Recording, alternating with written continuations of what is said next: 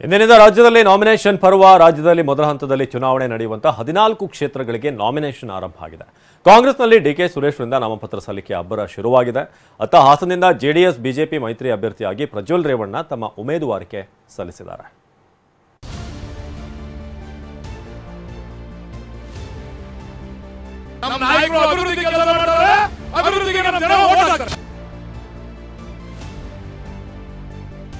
DK Suresh ಅವರು 100 ಗೆಲ್ತಾರೆ. ಅಖಾಡ ರಂಗೇರಿದೆ. ರಾಮನಗರ ರಣರಣ ಅಂತಿದೆ. ಕಣ್ಣು ಹಾಯಿಸಿದಲ್ಲೆಲ್ಲ ಜನಸಾಗರ. ಬೈಕ್ ರ್ಯಾಲಿಯ ಅಬ್ಬರ. ಎಲ್ಲಿ ನೋಡಿದ್ರು ಎತ್ತ ಆಲಿಸಿದ್ರು ಡಿಕೆ ಬ್ರದರ್ಸ್ ಪರ ಜೈಕಾರ. ದೇಗುಲಗಳಲ್ಲಿ ಪೂಜೆ ಪುನಸ್ಕಾರ.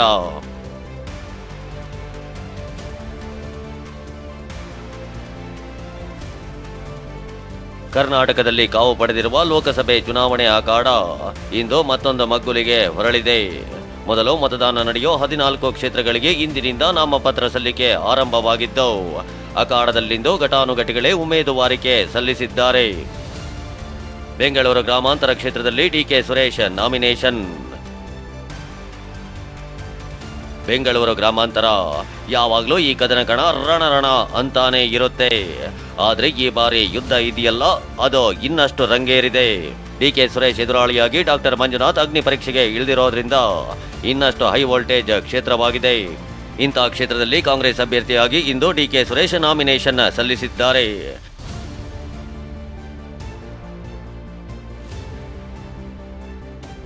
ನಾಮಪತ್ರ ಸಲ್ಲಿಕೆಗೂ ಮುನ್ನ ಡಿಕೆ ಸುರೇಶ್ ಮತ್ತು ಡಿಸಿಎಂ ಡಿಕೆ ಕುಟುಂಬ ಕನಕಪುರದ ಕಂಕೇರಮ್ಮ ದೇವಸ್ಥಾನಕ್ಕೆ ಭೇಟಿ ನೀಡಿತ್ತು.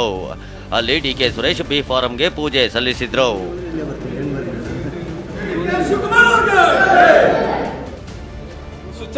ಇದೇ ವೇಳೆ ಡಿಕೆ ಸುರೇಶ್ ತಾಯಿ ಹಾಗೂ ಸಹೋದರನ ಕಾಲಿಗೆ ನಮಸ್ಕರಿಸಿ ಆಶೀರ್ವಾದ ಪಡೆದರು.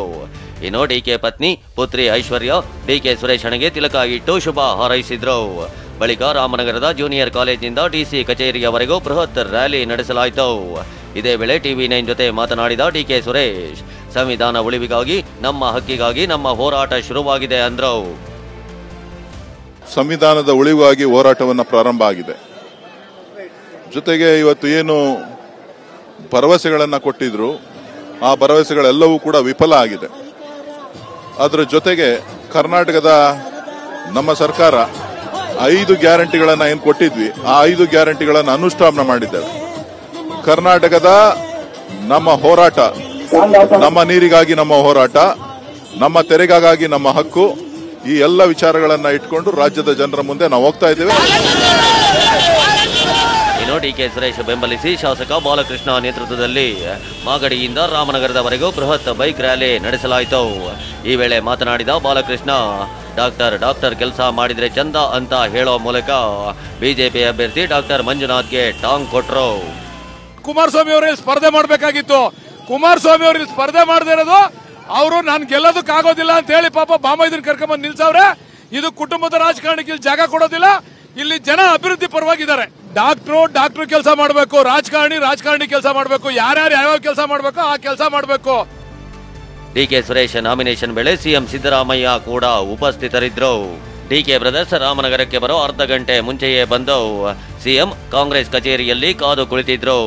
ಟಿವಿ9 ಜೊತೆ ಎಕ್ಸ್ಕ್ಲೂಸಿವ್ ಆಗಿ ಮಾತನಾಡಿ ಸಿಎಂ ಸಿದ್ದರಾಮಯ್ಯ, ಬೆಂಗಳೂರು ಗ್ರಾಮಾಂತರದಲ್ಲಿ ಬಿಜೆಪಿಯವರು ಯಾರನ್ನೇ ಕ್ಯಾಂಡಿಡೇಟ್ ಮಾಡಿದ್ರು, ಡಿಕೆ ಸುರೇಶ್ ಅವರೇ ಗೆಲ್ಲೋದು ಅಂತ ಹೇಳಿದ್ರು. ಬಿಜೆಪಿಯವರು ಯಾರನ್ನೇ ಕ್ಯಾಂಡಿಡೇಟ್ ಹಾಕಿದ್ರು ಕೂಡ ಡಿಕೆ ಸುರೇಶ್ ಅವರು 100% ಗೆಲ್ತಾರೆ. ಬಿಜೆಪಿಯವರು ಜೆಡಿಎಸ್ನವರು ಹೊಂದಾಣಿಕೆ ಮಾಡ್ಕೊಂಡಿದ್ರು ಕೂಡ ಇಬ್ರು ಲಾಗರ್ ರೇಡಸ್ನಲ್ಲಿದ್ದವರು, ಅವರೊಂದು ತೀರ ಇವರೊಂದು ತೀರದಲ್ಲಿದ್ದವರು. ಈಗ ಎದುರ್ಕೊಂಡು ಒಟ್ಟಾಗ್ಬಿಟ್ಟಿದ್ದಾರೆ. ಅವರು ಕಾಂಗ್ರೆಸ್ಗೆ ಎದುರ್ಕೊಂಡು ಒಟ್ಟಾಗ್ಬಿಟ್ಟಿದ್ದಾರೆ. ಹೀಗೆ ರೋಡ್ ಶೋ ಶಕ್ತಿ ಪ್ರದರ್ಶನದ ಬಳಿಕ ರಾಮನಗರದ ಡಿಸಿ ಕಚೇರಿಯಲ್ಲಿ ಡಿಕೆ ಸುರೇಶ್ ನಾಮಪತ್ರ ಸಲ್ಲಿಸಿದ್ರು.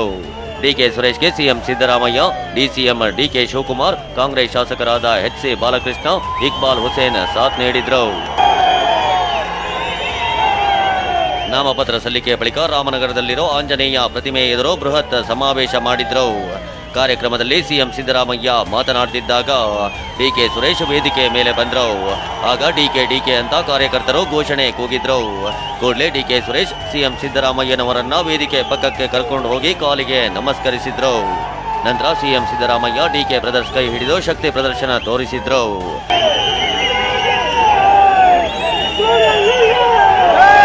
ವೇದಿಕೆಯಲ್ಲಿ ಬಿಜೆಪಿ ಜೆಡಿಎಸ್ ದೋಸ್ತಿ ವಿರುದ್ಧ ಗುಡುಗಿದ ಡಿಕೆ, ನಾನು ರೆಡಿಮೇಡ್ ಗಂಡು, ನಿಮ್ಮ ಕೆಲಸಕ್ಕೆ ನಾನಿದ್ದೇನೆ ಅಂತ ಟಕ್ಕರ್ ಕೊಟ್ಟರು. ನಾನಿವತ್ತು ಜನತಾದಳದ ಕಾರ್ಯಕರ್ತರಿಗೆ ಕೈ ಮುಗಿದು ಕೇಳ್ತಾ ಇದ್ದೇನೆ, ಬಿಜೆಪಿ ಕಾರ್ಯಕರ್ತರಿಗೆ ಕೈ ಮುಗಿದು ಕೇಳ್ತಾ ಇದ್ದೇನೆ, ಇವತ್ತು ನಿಮ್ಮ ಬಗ್ಗೆ ವಿಶ್ವಾಸ ಇಲ್ಲ, ನಾನು ರೆಡಿಮೇಡ್ ಗಂಡು ನಿಮ್ಗಿದ್ದೇನೆ, ನಿಮ್ಮ ಸೇವೆಯನ್ನು ಮಾಡಲಿಕ್ಕೆ ನನ್ನೇನು ಯಾರು ತಯಾರು ಮಾಡಬೇಕಾಗಿಲ್ಲ, ನೀವು ತಯಾರು ಮಾಡಿದ್ದೀರಿ. ಅಧಿಕಾರ ನಮ್ಮ ಕೈಲಿದೆ, ನಿಮ್ಮನ್ನ ರಕ್ಷಣೆ ಮಾಡುತ್ತ ಶಕ್ತಿ ಇವತ್ತು ಕಾಂಗ್ರೆಸ್ ಸರ್ಕಾರಕ್ಕಿದೆ. ಸಿದ್ದರಾಮಯ್ಯನ ನೇತೃತ್ವದಲ್ಲಿ ಇವತ್ತು ಈ ರಾಜ್ಯಕ್ಕೆ ಒಂದು ದೊಡ್ಡ ಬಲಿಷ್ಠವಾದಂತ ಸರ್ಕಾರ. ಈ 5 ಬೆರಳು, 5 ಗ್ಯಾರಂಟಿ, 5 ಬೆರಳು ಸೇರಿ ಕೈ ಮುಷ್ಟಿ ಆಯ್ತು, 5 ಗ್ಯಾರಂಟಿ ಸೇರಿ ಈ ಕೈ ಗಟ್ಟಿ ಆಯ್ತು. ಆಯ್ತಾ ಇಲ್ವಾ? ಹಾಸನದಲ್ಲಿ ಪ್ರಜ್ವಲ್ ರೇವಣ್ಣ ನಾಮಪತ್ರ ಸಲ್ಲಿಕೆ. ಹಾಸನದಲ್ಲಿ ಜೆಡಿಎಸ್ ಅಭ್ಯರ್ಥಿಯಾಗಿ ಪ್ರಜ್ವಲ್ ರೇವಣ್ಣ ನಾಮಪತ್ರ ಸಲ್ಲಿಸಿದ್ರು. ನಾಮಪತ್ರ ಸಲ್ಲಿಕೆಗೂ ಮುನ್ನ ಮಾವಿನಕೆರೆಯ ರಂಗನಾಥ ಸ್ವಾಮಿ ದೇಗುಲದಲ್ಲಿ ಪೂಜೆ ಸಲ್ಲಿಸಿದ್ರು. ಬಳಿಕ ಹಾಸನ ಡಿಸಿ ಕಚೇರಿಗೆ ಯಾವುದೇ ಅಬ್ಬರವಿಲ್ಲದೆ ಆಗಮಿಸಿದ ಪ್ರಜ್ವಲ್ ಉಮೇದುವಾರಿಕೆ ಸಲ್ಲಿಸಿದ್ರು. ಈ ವೇಳೆ ಎಚ್.ಡಿ. ರೇವಣ್ಣ, ಶಾಸಕ ಎ. ಮಂಜು, ಸಿಎನ್ ಬಾಲಕೃಷ್ಣ, ಸ್ವರೂಪ್ ಭಾಗಿಯಾಗಿದ್ರು. ಲೋಕ ಅಖಾಡದಲ್ಲಿ ಇಂದಿನಿಂದ ನಾಮಪತ್ರ ಸಲ್ಲಿಕೆ ರಂಗು ಪಡೆದುಕೊಂಡಿದೆ. ಏಪ್ರಿಲ್ 4ರವರೆಗೂ ನಾಮಪತ್ರ ಸಲ್ಲಿಕೆ ನಡೆಯಲಿದ್ದು 3 ಪಕ್ಷಗಳಲ್ಲಿ ರಾಜಕೀಯ ಚಟುವಟಿಕೆ ಗರಿಗೆದರಿದೆ. Bureau report, TV9.